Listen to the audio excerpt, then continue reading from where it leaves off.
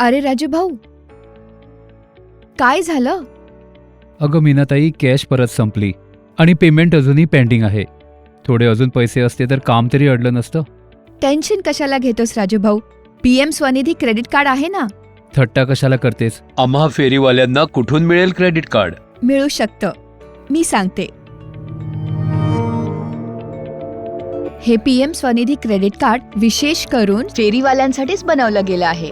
हे एक UPI link credit card आहे, ज्यामुळे तुझ्या आणि माझ्यासारख्या फेरीवाल्यांना 30,000 पर्यंतचं रिव्हॉल्विंग क्रेडिट मिळू शकतं.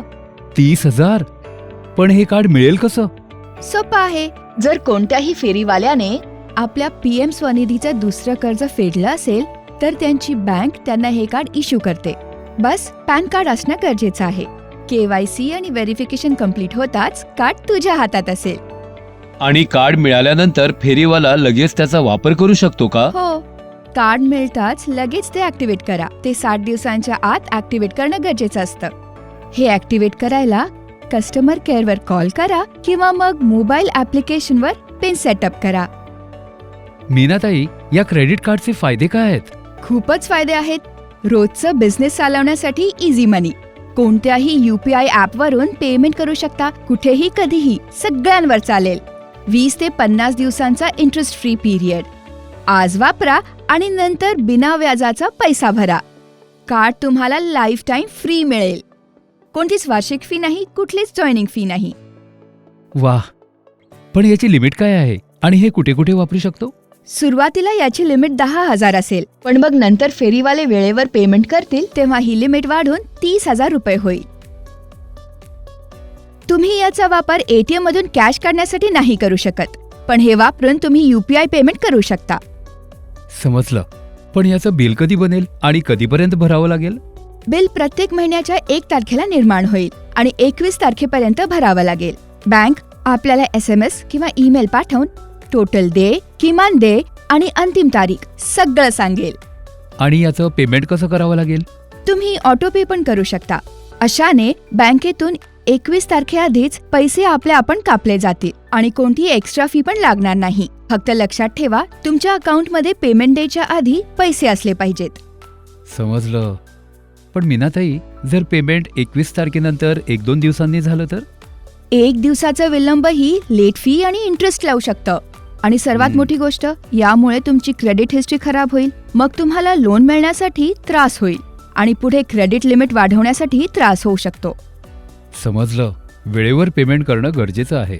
आणि हो, जर कोणीही तुला फोन करून तुझ्या क्रेडिट कार्डची डिटेल मागेल तर त्याच्याशी तुझ्या क्रेडिट कार्डविषयी माहिती वाटायची नाही. आणि अशा धोकेबाजांपासून सावध राहा. आपल्या कार्डचं पिन कधीच कोणाला सांगू नका.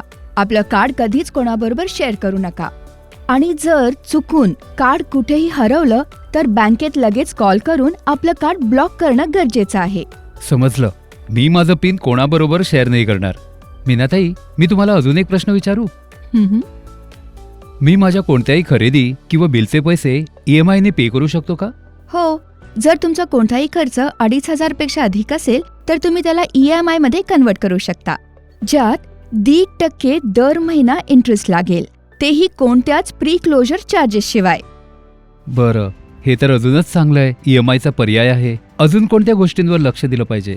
लक्षात ठेवा, कार्ड जेव्हा गरज असेल तेव्हाच वापरावे. कधीही त्याच्या लिमिटचा पूर्ण वापर करू नका. फॉरेन ट्रान्झॅक्शन्स, अल्कोहोल, गॅम्बलिंग या सर्वांसाठी कार्डचा वापर अलाउड नाहीये. हे सगळं करून मला नुकसान थोडीच करायचंय. मीनाताई, आता मला समजलं. हे PM स्वनिधी क्रेडिट कार्ड आमच्यासारख्या फेरीवाल्यांना वरदानच आहे. व्यापार थांबत नाही, वाढ होत राहते.